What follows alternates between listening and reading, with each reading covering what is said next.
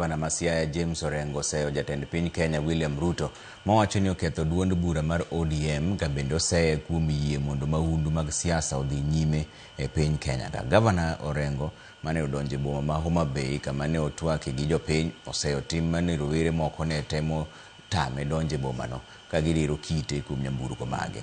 Otiyo gi thuolo no bende seyo jatend piny Kenya William Ruto gi sirikande mokoni nyayo timbe mag mahundu ka gitiyo gi rowere.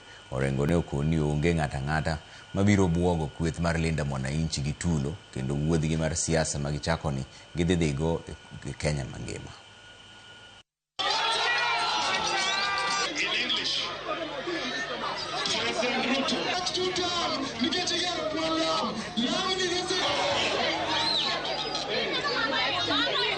Kota ma fujo. Ana mange fujo. Fujo kinyalo bloga go. Okana ni mogra police okaringi. Osema kadalo mangenya kada Homa Bay ka send in the cell. Oyo kimuolo ka gi police kada gi kidi.